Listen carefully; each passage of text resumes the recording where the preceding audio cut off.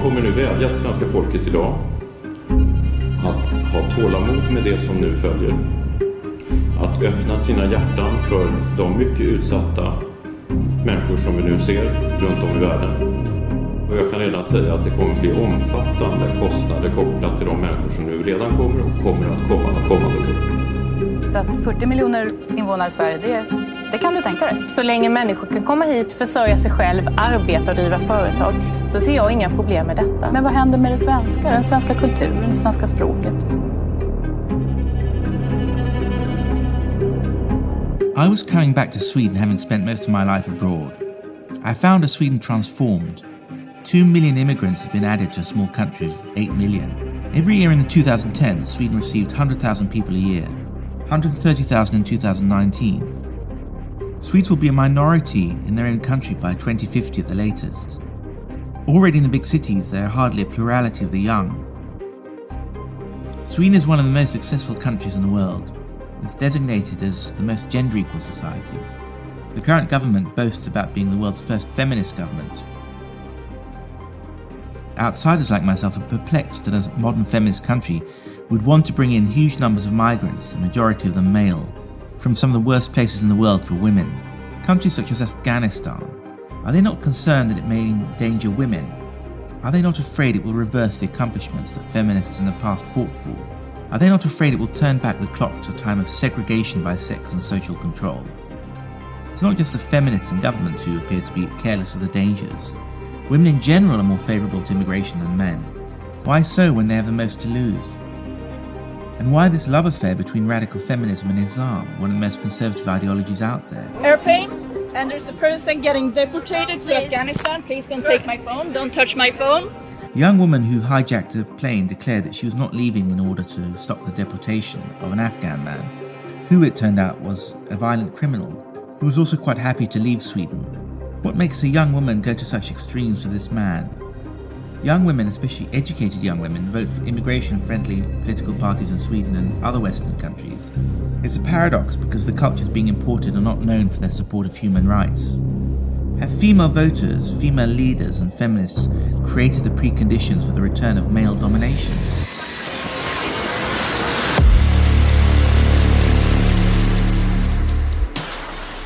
Våra normer som vi har växt upp med, de som har byggt vårt land starkt, de håller vi på nu att kasta bort. Kvinnor blir mer ofria i Sverige idag, där vi ska ha en feministisk regering. Varför mänskliga fri- och rättigheter gäller inte oss som invandrare kvinnor, bara gäller svenska kvinnor. We're heading towards a chaos that is really unimaginable.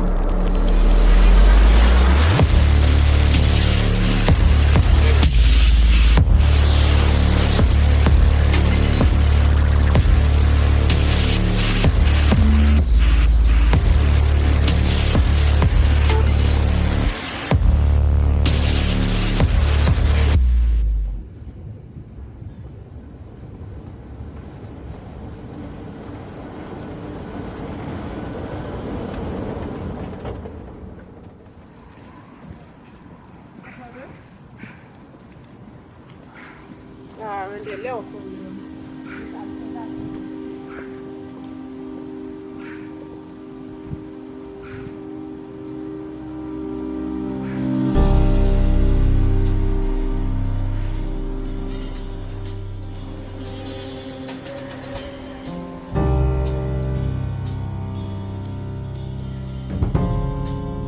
I'm off to meet Nina Drakfors, my first interviewee, in the small, rustic cathedral town of Skara. Skara was founded in the 9th century and it's Sweden's oldest town. It's probably seen as much demographic change in the last decade as in the previous 100. It has a population of 10,000 and has seen its population makeup utterly transformed since the refugee crisis in 2015. Many migrants were resettled by the government here. Locals are far from happy about it. Nina is a social worker and a rising politician in the Sweden Democrat Party, the only party sceptical to the project of making Sweden multicultural. It is as a citizen journalist that she really impresses. She targets feminists in power and focuses on rape and other issues such as violence against women. Man måste vara hårdare och faktiskt utvisa mer. När kommer man till Sverige och gör en gruppvåldtäkt eller en våldtäkt, då ska man per automatik utvisas. Ja. Det ska vara i straffet. Man ska inte gynnas av att få stanna och ta del av vår välfärd om man har kommit hit och begått brott. Det tycker jag är ofattbart i den svenska psykologin. För de flesta engelsmän hade varit ingen no-brainer att man skickar hem eller skickar ut någon. Nej, det är så bra. Allting är frid och fröjd och våra pensioner kommer räddas med en hög invandring. Och, det går så bra för Sverige. Varför tycker inte svenska folket det då?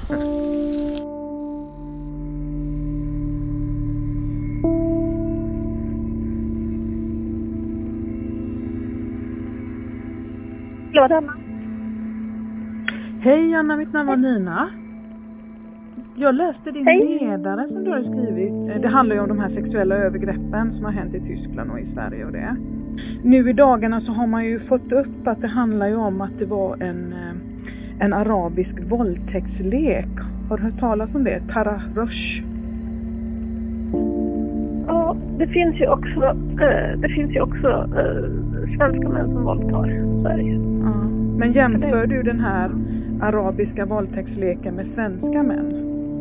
Jag menar att det handlar om patriarkala strukturer. Patriarkala strukturer som tillåter män över hela världen att antasta kvinnor. Det sker hela tiden, överallt, i hela världen, i alla samhällen, av alla män. Förstår du?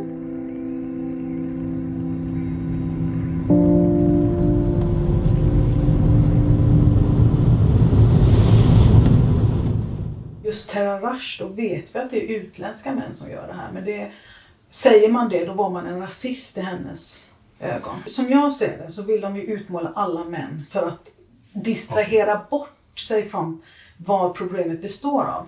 Jag är ju socionom i botten och jag tänker så här att för att lösa ett problem, då måste man också veta vad problemet består av. Då kan man inte generalisera och säga att alla män begår terrorrush. För alla män gör inte det. Vi har ingen kultur eller tradition i Sverige eller en kvinnosyn i Sverige där vi omringar kvinnor och sexuellt ofredar dem på dansgolv och så vidare. Som de gjorde i Tyskland. Var det några exempel i Sverige också? Ja, i Kalmar hände likadant. Jag har intervjuat en mamma vars dotter berättar att på ett diskotek i Kalmar så hände samma sak. Unga flickor omringades av utländska män som sexuellt ofredade dem. Det var till och med på nyårsnatten att det var jättemånga, flera kvinnor som de försökte dra in i bilar och i portuppgångar.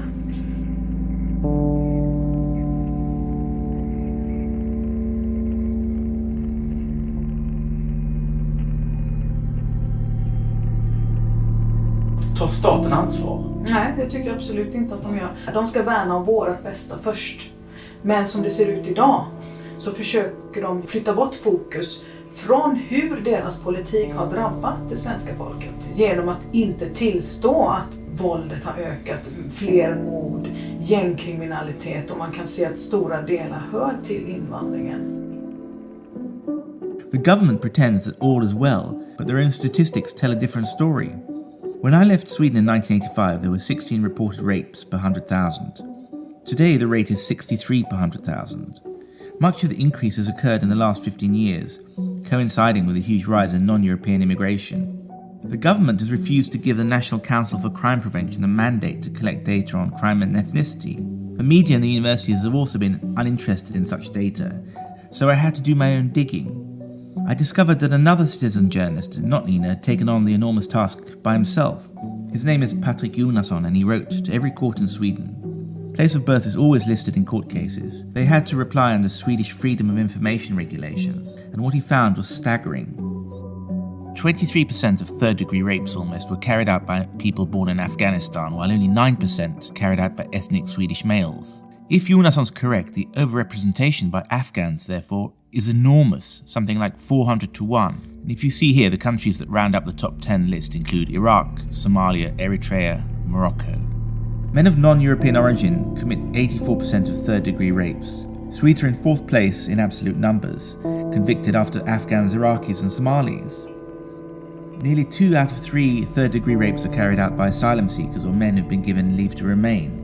90% of gang rapes are committed by men of non-European origin. It's not only in rape statistics where migrants are massively overrepresented.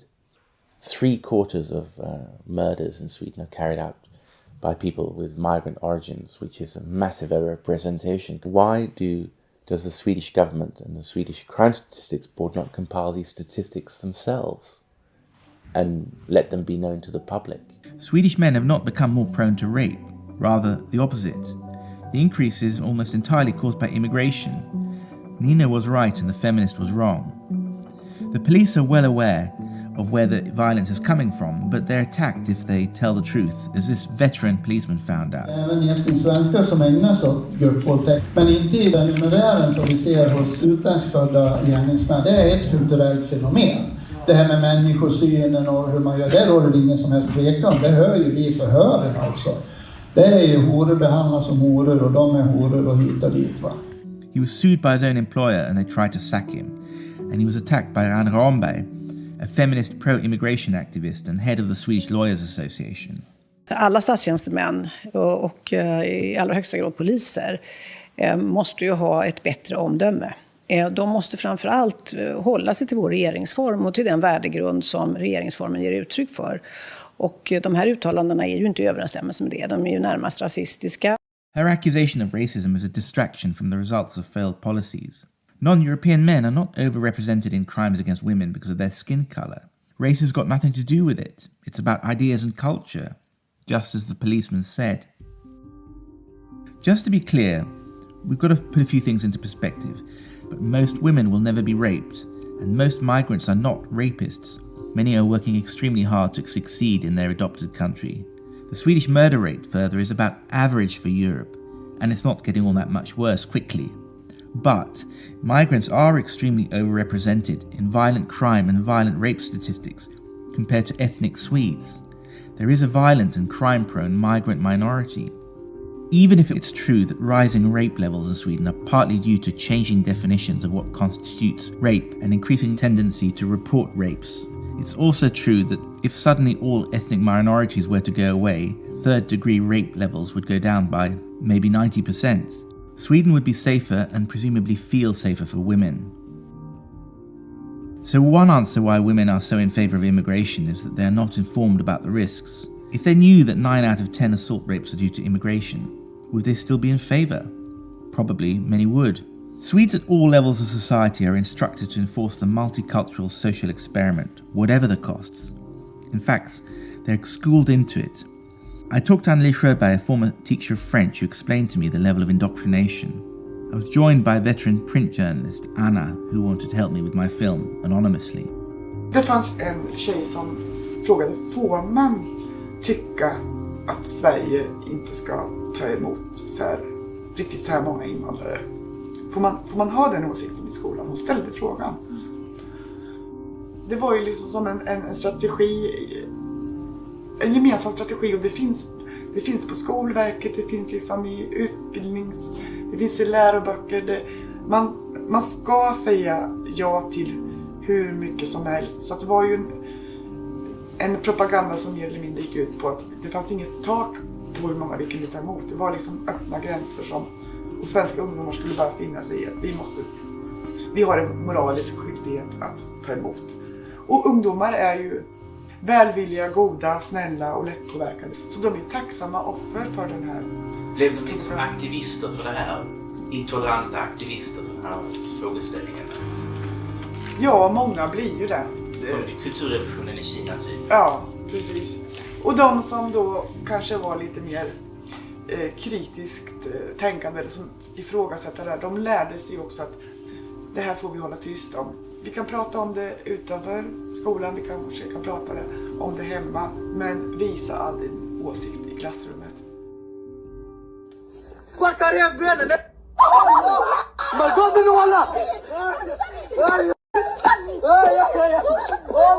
Gang stomps a girl in the head, Swedish girl.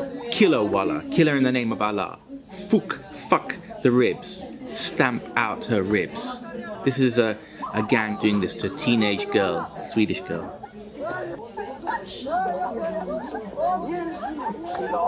I can't bear it anymore.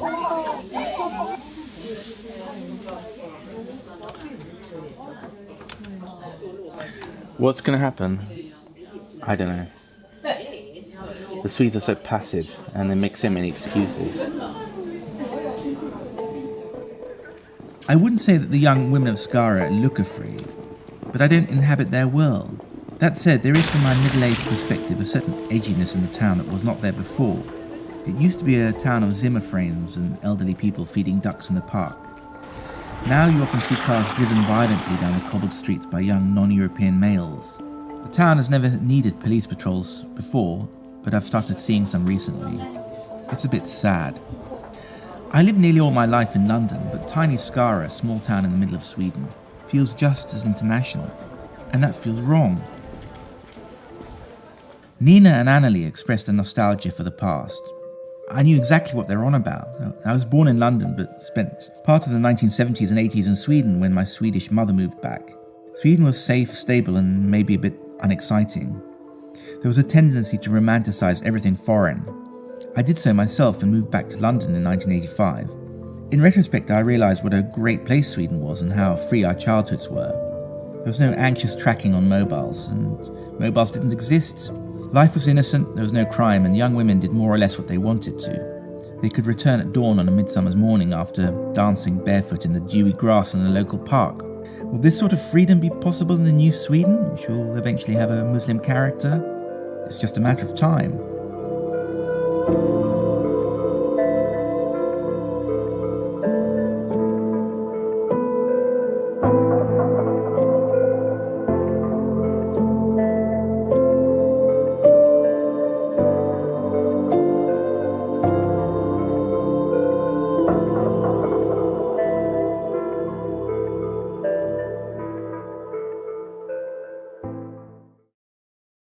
الله كرم المرأة بهذه العقوبة، عقوبة الضرب.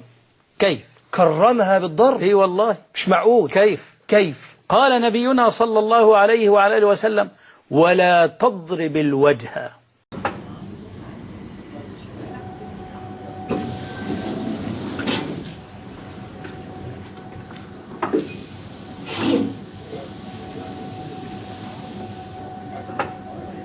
In Sudan. Okay.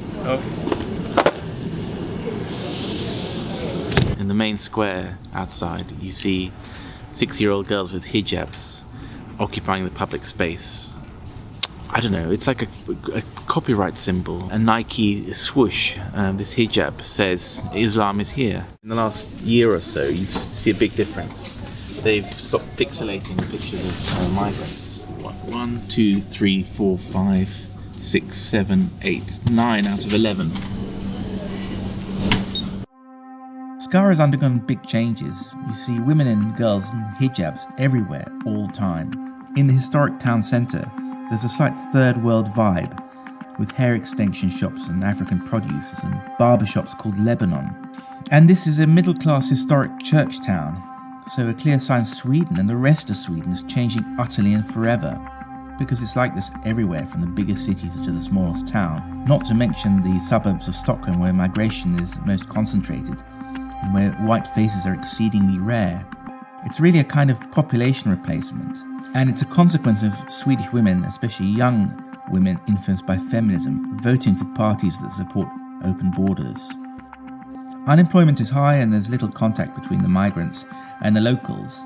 Many immigrants come from countries with terrible human rights records for women, Afghanistan and Somalia. When you have a large number of immigrants who form their own world, they do not have to interact with the Swedes. So how are they going to adopt the world's most liberal attitudes to women? And why should they? I had a sobering conversation with a Syrian engineer who explained what some of the immigrants are saying among themselves. Why you do this to Sweden? This is a nice country and we enjoy it. I don't care about country who are not believed. So go to hell. Sooner or later we will be here at this country and Islam will be all over the place in the world. They believe in this. So if we are good people, why we have bad country? Yeah. And where they are, none believe and they have good country. Yeah. This is what God wants. They build their country and then come to take it.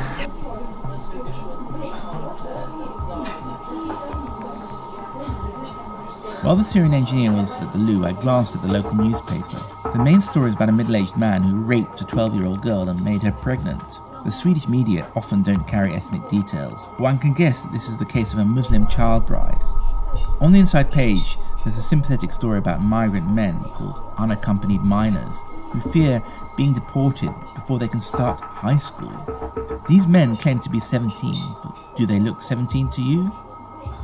The author of this sympathetic article is the usual suspect, a young white middle-class woman in her 20s. The women, sometimes, we can say they are more simple-hearted. Because this is the type of woman, she's compassion more. Men didn't fall in mistakes, but women, they do. بودیم که این خبر رو شنیدیم که آقای خامنه‌ای چی گفتن در مورد دوچرخه سواری ما و سری اومدیم دوچرخه کرایه کردیم که بگیم ما ورزش. Irene, a recent immigrant from Syria, is one of my friends in Skara. She's behind an integration project where immigrant women are taught how to ride a bike, an activity that's taboo or even illegal in the countries where they come from. She wants to free their bodies and free their minds, but it's an uphill struggle. The multiculturalist state wants to respect immigrant cultures, not change them or liberalize them. What's the force that prevents them from changing? The Muslim men, of course, and the community. Don't forget that we still, like in Skara, it's a Muslim community. It is a Muslim community. So they are together everywhere, watching each other. My brother, for example, they are fighting him. Really? They are just doing groups against him. Really? Yeah, but he's strong and he doesn't care. Why you need to stay in that group? You can get out. He's going to study Swedish in SFI, Svenska för invandrare. Oh my God! So in a way, these SFI places can be quite oppressive in a way. It is like a mosque. Oh my God! I'm afraid because I have to start. I have to start learning Swedish. You will hate your life. Oh my God! I mean, I don't know. I don't want to remember it. You're surrounded with them, and they were like they have their rules and their. I mean, and even the school they're changing their theme. Right. We have Islam theme now in SFI right. with the Muslims and characters on their websites. It's getting and worse. they yes, and this, in a way that neutralizes the secular element among the Muslims because it's saying all Syrians are Muslim and it's normalizing Islam, isn't it? Yeah, exactly. An alliance between the government and the Islam. Yeah. When you did SFI, did you get social pressure as well? Did they? Yeah, but I used to run away. I used to in the break. I don't stay in SFI. I go and eat my fika in the car.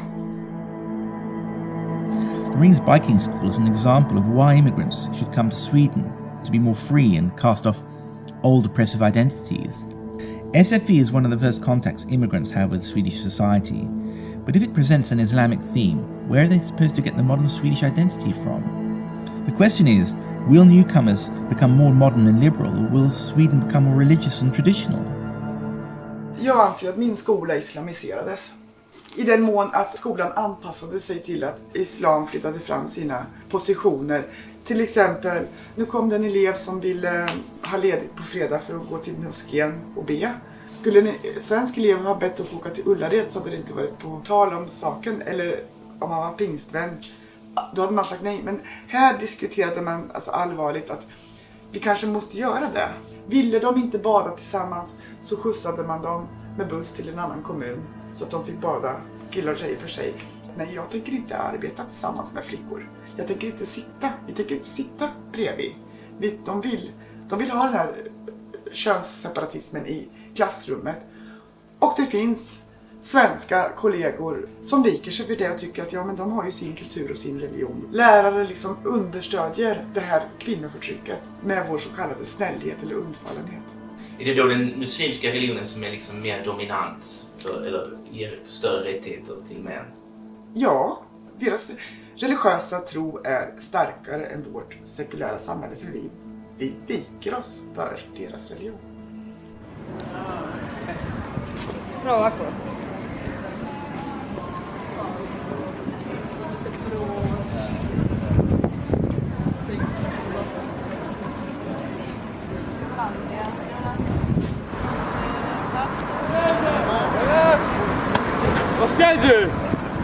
Swedes increasingly feel alienated from their own country. Towns, suburbs, transforming into places where the state and the Swedish society and Swedish culture lost its grip.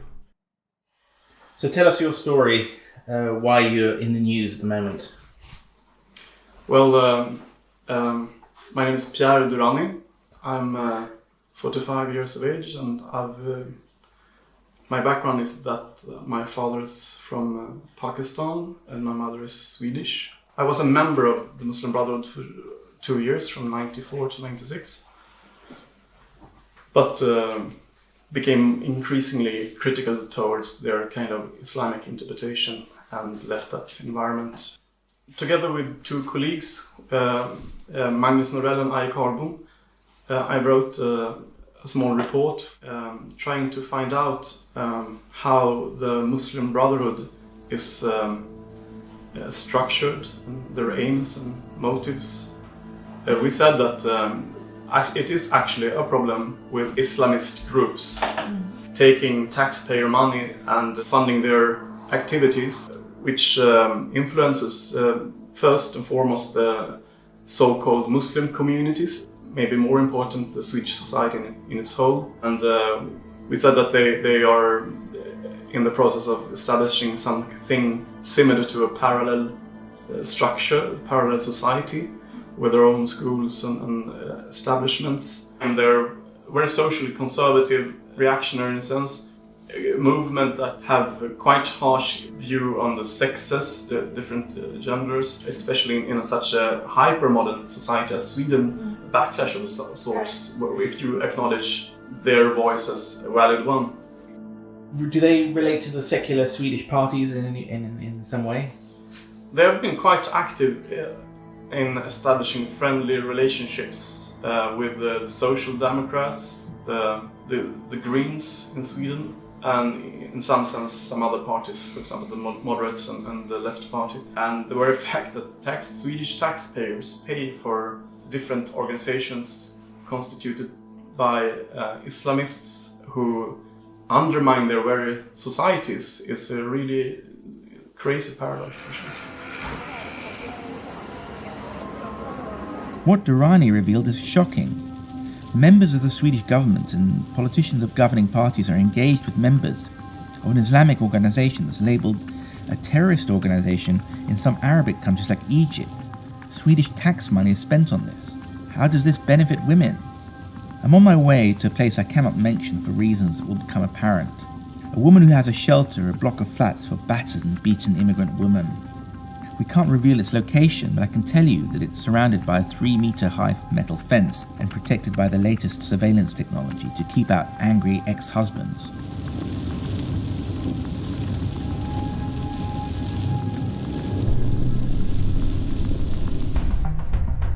Det började 2011. Jag var på väg att hämta min son från skolan. Det kom en bil rasande mot mig, vill köra över mig. Det var en man med lång skägg. Det var en svensk man som räddade mig nästan. Drog mig, annars jag kunde vara död.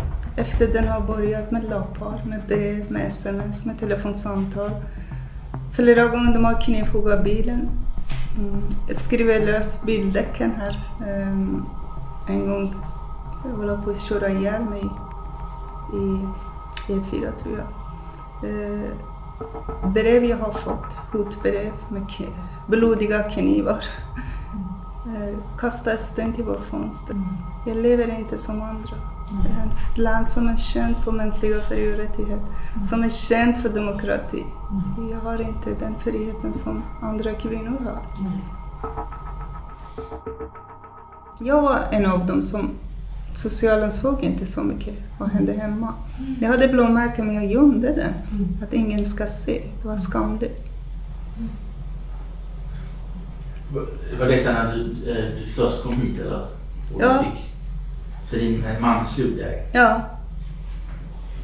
Vad var det? Tyckte han också att du blev för fri här eller vad var det? Nej, jag fick inte umgås så mycket. Jag fick inte bjuda folk hem. Jag fick inte vara som andra kvinnorna. Sen han var själv fri. Han gick ut, han var överallt. Men kvinnor, allt där ute var smutsigt, allt där ute var oren. Jag kommer ihåg första gången jag såg en gris. Jag tänkte, oj, Allah kommer att straffa mig. Eller jag såg lesbiska kvinnor som kysste varandra. Jag stirrade på dem. Det var så ovanligt för mig. Eller jag såg här nakna statyn. Vad är det här? Vad är det för land jag har hamnat? Hon berättade att hon har blivit misshandlad därför hon har druckit kaffe ute i stan. Kom en idé som barn, jag fick inte komma nära till hus. Till hus är bara för män. Jag tänker, jag provar bara för kvinnor. Nu vi har över 20 kommuner som vill ha tehus. Vi har 7 tehus i Sverige. Vi har räddat över 1000 kvinnor och barn. Vi har flickor som har blivit av med bröst, med näsa, med öron. 9-åringar som har blivit bortgift med äldre män här i Sverige. Det händer mycket sådana som gör mig arg, ledsen, besviken. Feministerna har en bild. Förtryckare är alltid den svenska kulturen, den vita mannen. De som blir förtryckta är människorna i andra kulturer och vita männen.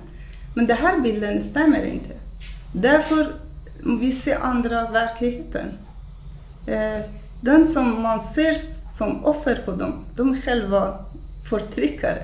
De misshandlar kvinnor. De tål inte andra människor av andra religioner. Och det här borde de se verkligheten istället. Men de väljer sin karta och sin modell istället för verkligheten. Och det gör oss besviken. Varför mänskliga fri- och rättigheter gäller inte oss som invandrare kvinnor? Bara gäller svenska kvinnor, gäller inte oss. Men har du träffat någon svensk feminist och förklarat vad du försöker göra? Jag har talat ofta och ofta jag blir utskälld av dem. Efter mina föreläsningar kommer feministerna fram och säger du ger röster till Sverigedemokraterna. Det här är fel du talar om, du ska inte lyfta upp här frågan. Jag blev chockad. Sweden is supposed to be the country of the precautionary principle. Sweden is a country that bans everything if there's a slightest risk to human life. Sweden is a country that pioneered seatbelts, that invented the Volvo, which is acme of boring safety, and yet they're taking enormous risks with their own freedom. The potential rewards are nothing compared to the risks.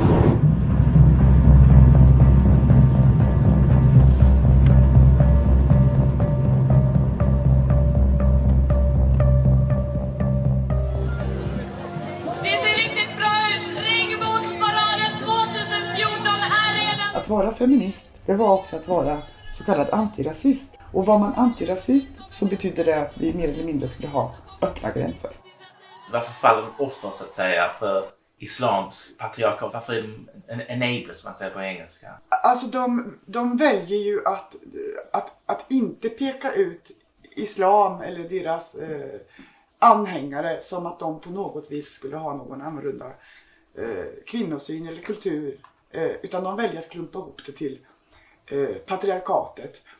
Samtidigt som de faktiskt lägger fokus på de vita, svenska, heterosexuella männen. Men aldrig andra män från andra kulturer. Utan det finns om det är en rädsla eller om det är för att de vill skydda dem därför att de anser att muslimer är en förtryckt grupp. Så därför får de inte på något vis skuldbeläggas, för det är rasism. Jag tycker inte det är logiskt. Jag deltog i folkets demonstration i Stockholm och öppet kritiserade regeringen och deras politik. Och jag kritiserade svensk feminism som ideologi.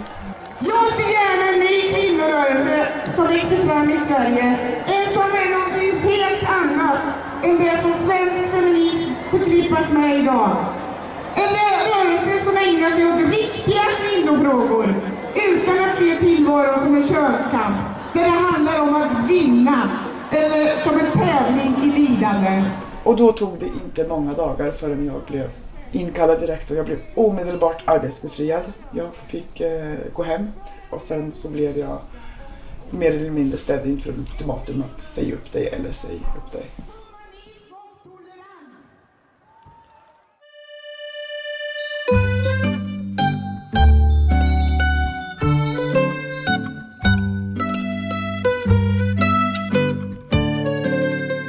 So the feminists pretend that all white men are the source of the increased violence against women and depict them, us, as part of some evil system. I think this picture of the world, this faulty worldview, hurts and endangers Swedish women and girls. But most of all, it hurts immigrant women and girls like Sohaila and the women she's helping. Feminism in Sweden as elsewhere was necessary and worked for the liberation of women. 1864, the right not to be physically disciplined by her husband. 1872, the right to decide whom to marry. 1919, the right to vote and serve in the Swedish parliament. In 1989, all jobs were open for women, even in the military. All this represents important progress and it's worth defending. Today, Swedish feminism has been taken over by the post-Marxist idea of the victim pyramid, where white men are on the top and everyone else is a victim in one way or another. Feminism has also been co-opted by this terrible idea of multiculturalism, the idea that it's desirable to have a plurality of cultures existing within a country. Swedes have a yearning for the exotic. Other cultures are interesting and colourful.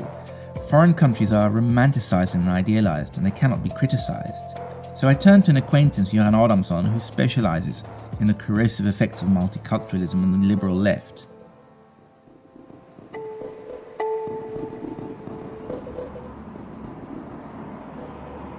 If you put multiculturalists in front of people who live under terrible circumstances, and you ask them, okay, so what do you want to do? Then the multiculturalist is likely to say, we shouldn't do anything. Because we need to keep other cultures intact. If we would say that there has to be social change here, then we would be deemed racists. We couldn't do that, because only a racist would say that other cultures have to change. The whole idea, Western feminist, radical feminist, complete neglectance of the horrors in certain cultures. And I have to say that Islam is part of this package. I regret to say that, but it has to be stated. You cannot combine feminism with endorsing reactionary religions. Whether it's reactionary Catholicism or Islam, you just can't. Because feminism is by nature a very modernist idea. It's a lovely idea. It means that men and women are equal. So face it.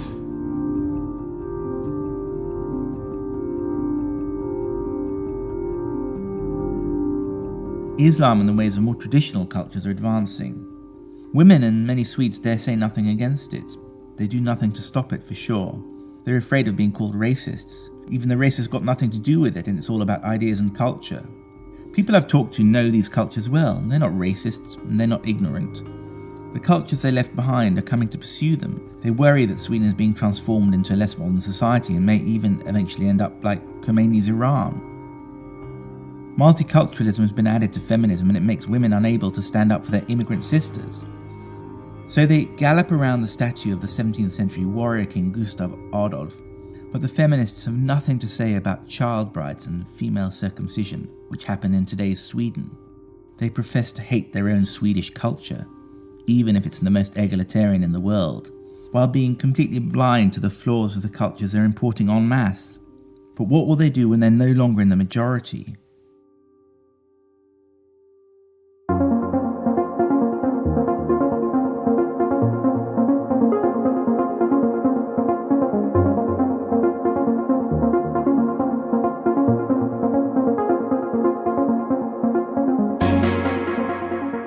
No feminist from Sweden has been willing to talk to us yet, but I did go to the US to talk to one of the most important second-wave feminists in the world, Phyllis Chesler. As a young woman, she married an Afghan man. She moved to Kabul to be with him. Her passport was taken away from her and she found herself under the control of her husband's father, the true patriarch. Her mother-in-law literally tried to poison her because she's Jewish. Phyllis was lucky to escape alive. Her romantic, youthful naivety cost her freedom and nearly her life. Her life story perhaps sends a stark warning message to Swedes. The Sweden that I have visited and lectured in and know something about used to be so righteously fair, which is now suicidal, unfortunately. And they have they've elected more women, they've had more gender parity in government. It's unbelievable that they would now squander all this moral wealth that they've achieved because they're afraid of being called racists if they stop criminal behavior, or if they call it for what it is, or if they prosecute it.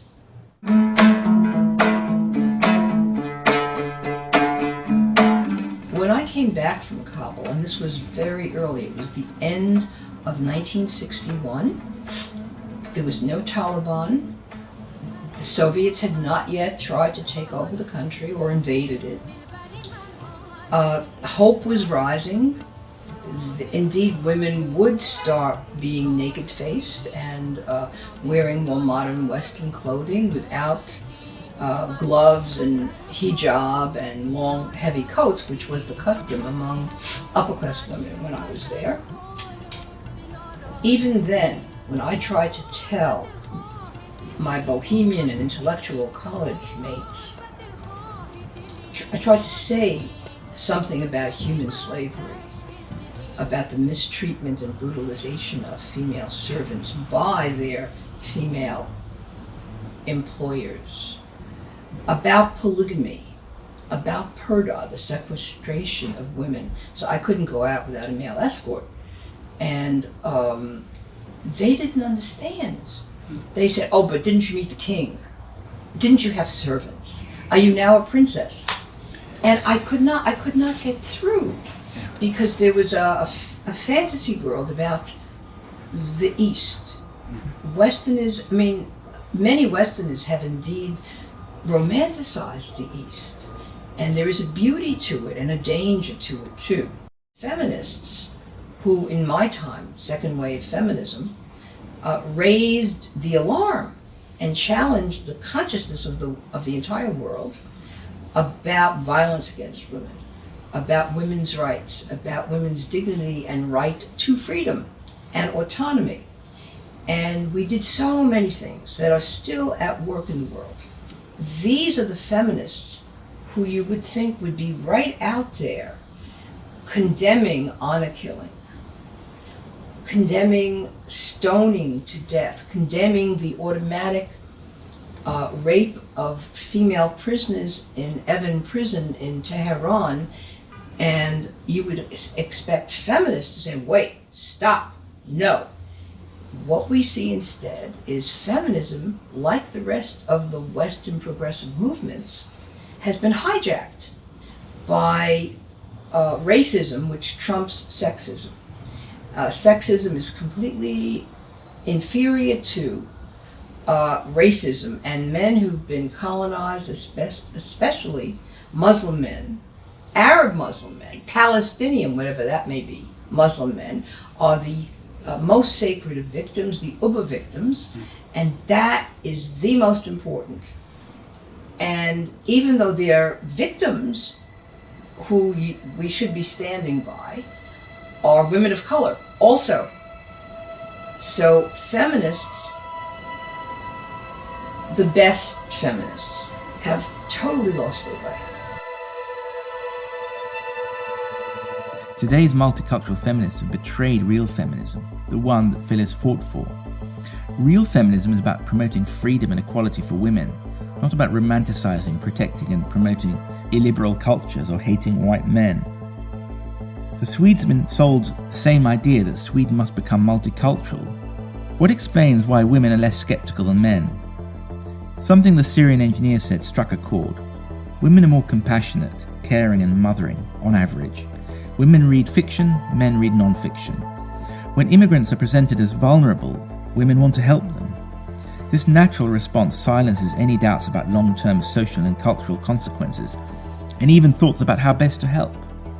Voting patterns are another proof of different male and female natures, and perhaps it explains why a young woman would hijack an airplane to save an Afghan man. She felt sorry for him. Rules and regulations be damned, mercy over justice.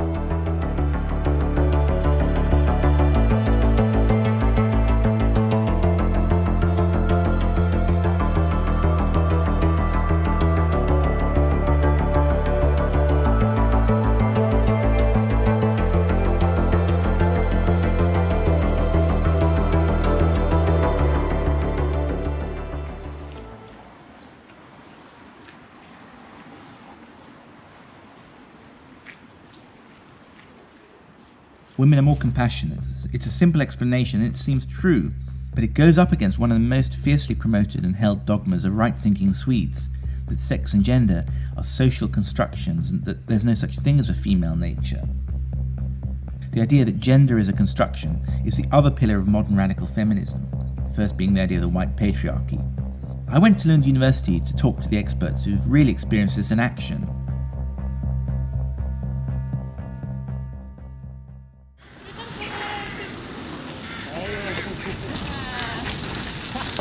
There are many sort of superficial aspects of male and female behavior, like dress and some parts of behavior, etc., hairstyles and things like that, that are cultural and that are learned.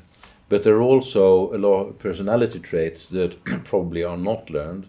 And some of these differences, you can see them in children on the day they are born. You can see behavioral differences between boys and girls.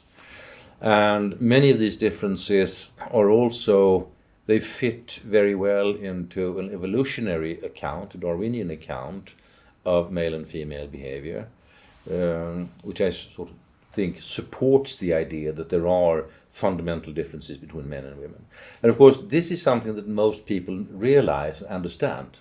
It's only people who have academic education and have sort of been untaught the basic facts of nature. There's a strong sex difference in aggressiveness, combativeness, competitiveness. Also in a trait sometimes called agreeableness. Girls and women are simply nicer. Men are more dominant, more aggressive, competitive. Women are less so. Well, they're more agreeable. They're easier to deal with, more diplomatic, etc. There is a difference in to what extent you're focused on other people versus the extent to which you are focused on things. And this is expressed in boys' interests in cars and tools and stuff like that, whereas girls tend to be more interested in people, children, other children, relationships between other people and themselves and other people and so on. Again, this is something that most people know instinctively, but it expresses itself in differences in occupational choices, choice of education, choice of occupation, and so on. This is something that has been fought, I would say, by ideologically driven people, in this case feminists mainly, but it's been sort of accepted by many others too. And this fight against nature, I would say, also has, for instance, supported the ideas of quotas, that you should try to achieve an equal number of men and women in different occupations and in education, which I think is basically an unbiological way to look at it.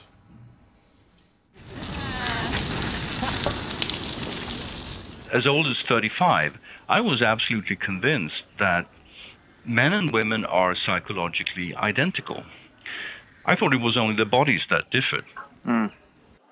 But since then I've been reading up a lot on evolution and evolutionary psychology specifically, and you would be quite unrealistic in assuming that any species would be psychologically identical across the two sexes, because the two sexes have different functions evolutionarily. The brains of men and women are organized differently. We can see that anatomically, and we can see that there is a relation between the hormone levels and the type of organization that occurs during ontogeny.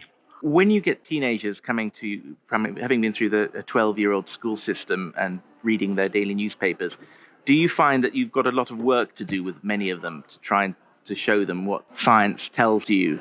The students tend to be, very interested and very, very surprised. They say, I had no idea these things existed. So apparently they haven't been exposed to that in the school system. basic ideas about heritability and especially the heritability of psychological traits. Yeah. Like mental illnesses and personality, intelligence, and so forth. Yeah. These are very well established things in the research literature, Yeah. but apparently they aren't communicated in the classes on biology and social sciences in primary and secondary school. Apparently not. Gosh. Hey, sorry we're late. Terribly sorry. Hi, good to see you. Men and women are equally intelligent on the average. Yeah. So you have a kind of bell curve. Yeah. All right, that's fine. But if you look at the extremes, who are the really, really intelligent people and who are the really, really non-intelligent people, there you have the males. Yeah. So the really, really intelligent people are more often males than they are females. Yeah. And that's compatible with the average being the same for both. No, and you would like to see some of the really, really intelligent people to be the professors or the Of course, there are lots of other traits that you have to exemplify to be a good professor. Yeah. So you have to have a kind of intellectual energy, and they have to be open-minded and all that kind of thing. But they can also be had to various extremes. And it turns out that when it comes to almost all properties, men are more extreme than females. So therefore, you would expect the really, really suitable academics to be more often men than women. That simply follows from intelligence research. There's nothing strange from that. No, exactly.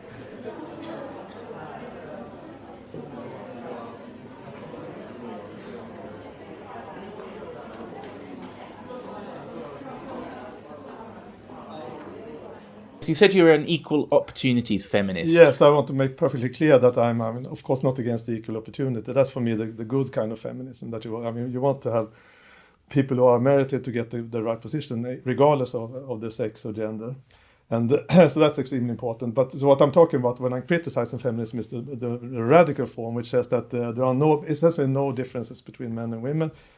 Concerning the intellectual capacities and so on. Which I see as basically flawed science. Yeah. So that's just to make that perfectly clear. Yeah.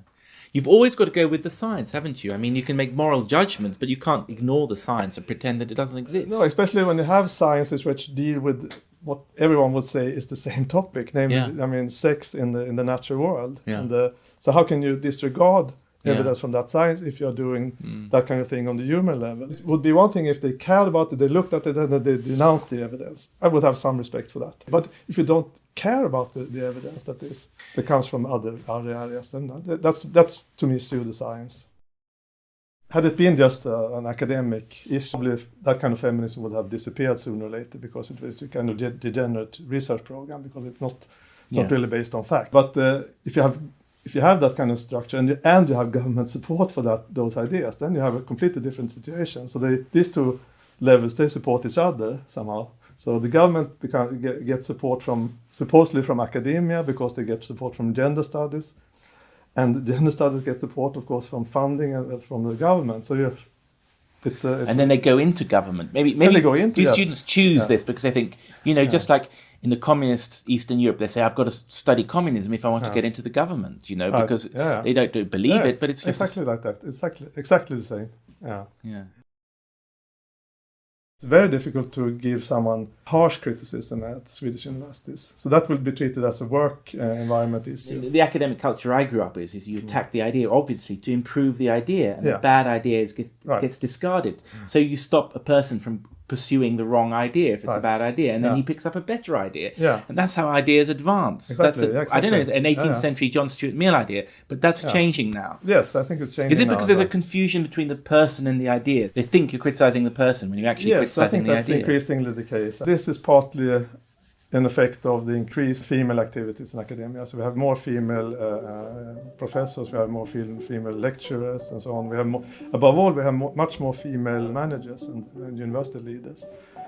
And that certainly affects the whole thing because women have a tendency to be less tolerant about what you can say and what you can do, and more concerned with keeping social ties, and having a nice work environment and things like that. So it would be very strange if the fact that we now see increased female involvement at the university didn't at all have any connection with the fact that we also see a limitation of freedom of speech. What the academics told me was that male and female natures are real, not constructed. Female kind-heartedness explains why they're more influenced by emotional appeals portraying all immigrants as vulnerable. That's why the unaccompanied minor features so prominently in the media. In an alienating modern society where we're out of touch with our practical child-rearing roots, it's not the custom for middle-class women to have children before they're 30. Migrants become surrogate children, hence the unbelievable aggression with which they're sometimes defended by women in their 20s. I also learned that women are by nature compromising, more interested in social ties and more likely to take criticism personally. Obviously, some women are more aggressive than some men, but we're talking averages here. Erik Olsson, who's a professor of theoretical philosophy, is as smart as they come. He thinks female power in academia is a threat to freedom of speech, as not offending becomes more important than seeking the truth, and perhaps that's what we're seeing in society at large.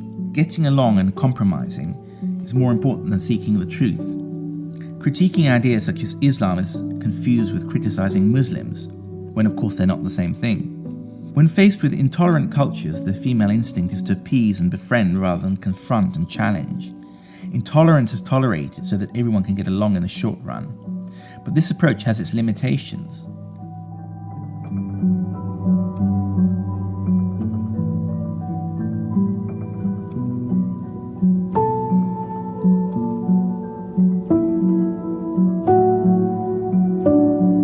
Was taught not to ask questions about anything. Well, they may be Listen asked to their questions about story. different things. I mean, yeah, but so you mean we're not that taught, our like, generation only asks critical things concerning gays? Well, I mean, for instance, you're probably not as critical about Islam as our generation was, you know? So you're more critical because of one we thing become and more tolerant and understanding of other Well, maybe cultures you and should be religions. critical. And I that's mean, Islam well, we're still critical. I it's feel not like a religion. tolerance is not a bad thing. Like you always. I mean, can you be tolerant towards intolerance? Yeah. Why? Because that's the only way to show them that. It's I actually I have to go, but I don't know, man. The students have a point. Some intolerance has to be tolerated, but you tolerate that men cannot work with women or swim with women, or that women must dress in a certain way, then you're gradually losing your tolerant society. Unfortunately, these students just want to be nice, but sometimes you have to be tough to defend a good society.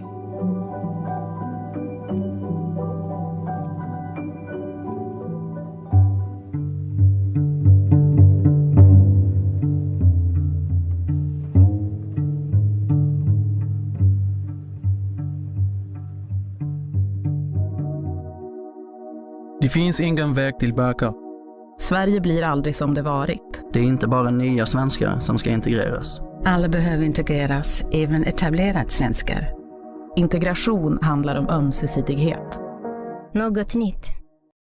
Are we really meaning that the most secular and most self-expressed society on the planet should meet the other people who are more religious and more survival-based halfway?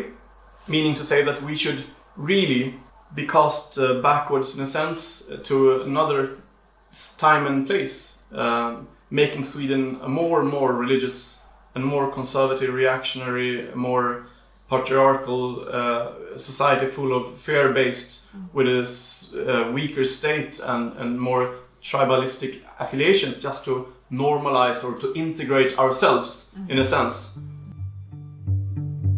Integration can mean that one meets in the middle, but why should the world's most liberated society want to meet some of the most traditional, tribal and survival-oriented societies in the world in the middle? In Afghanistan, women are marriageable at 12, and Sweden it's at 18, so should we split the difference and allow them to marry at 15?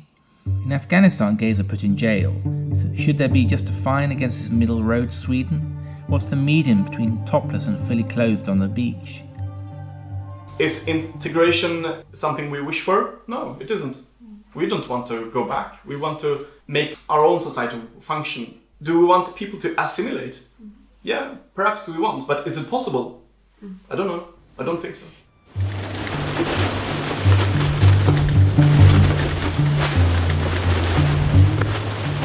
If you talk about freedom of speech and if you talk about women's rights, some people seem to think, especially I would say leftists, they seem to think that, multiculturalists, they seem to think that we won and we don't need to do anything more. And then But they don't realize that you need actually, the battle goes on every day. You need to say that, you need to speak up, you need to defend these ideas, because if you don't, there will be other values, maybe stronger values, and you will be dead meat. You will lose the battle. And they don't seem to understand.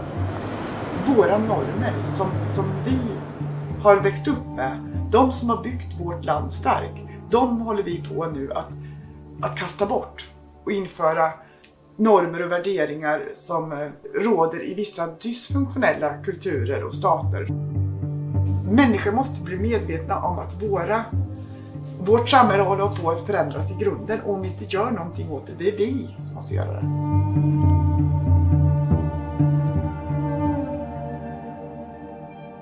Vi är krigsskadade, men ni svenskar är fredskadade. Jag menar inte illa, men ni har glömt bort vad hände. Vad har de kämpat? Din mormor och faster, och de var för 100 år sedan och kämpade för här rättigheterna. Men det verkar man har glömt bort den. Det är dags att vakna och skydda demokrati. Anpassa dig, varsågod. Du anpassar dig. Lita till din paradis. Det är inte hårt att säga så. Annars vi förstår hela landet.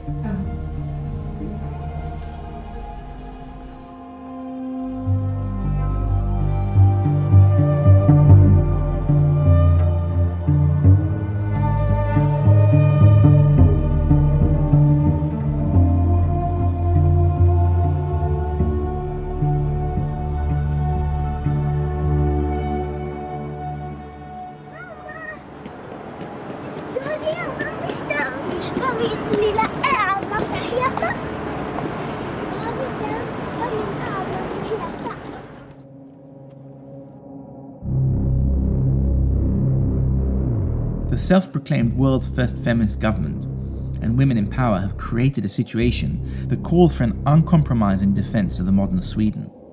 It's either that, or more conservative norms could gradually turn back the clock on gender relations. This is not a time for compromise and simple-hearted compassion. It's the time to enforce Swedish values, laws and customs without giving an inch. I admit Sweden is becoming foreign to me. I want Sweden to be like when I left it, not more masculine and aggressive, not just another multicultural surveillance state, not a new country. I feel English, but I have an immense sympathy for the country where my mother was born. I see Sweden as a country that attracts immigrants like Loreen and Sohaila. They've seen a different world and they know how precious a safe and functioning society is. Like them, I've travelled the world, and we have more of a common understanding of what Sweden should be like than those Swedes dreaming of a new rainbow nation in the north. Sweden is the only home that Swedes have, and it's worth fighting for.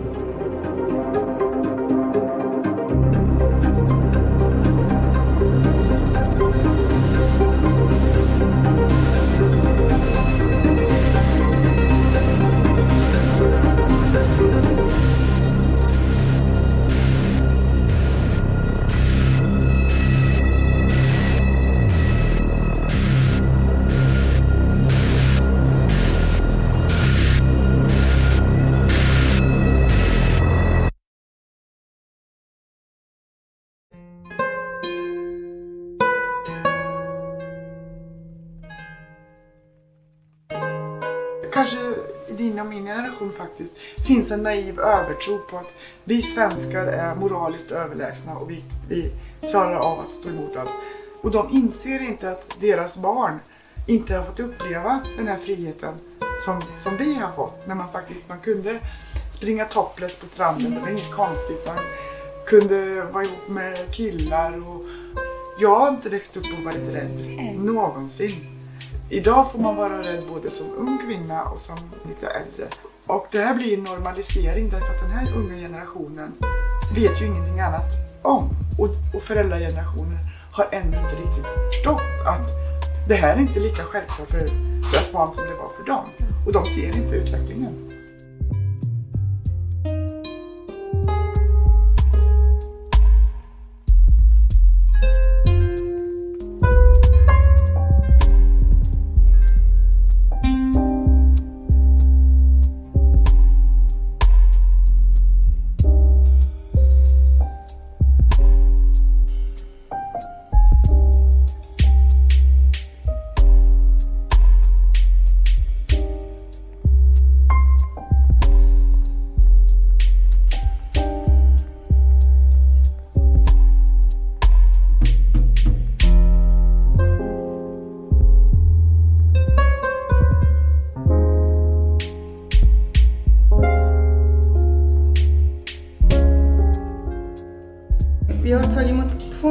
invandrare. Vi kommer att förändra Sverige, men på vilket sätt? Ska Sverige vara öppet och tolerant eller sluta och intolerant? Det här måste vi fatta beslut. Vi måste sätta krav på kulturförstörelse.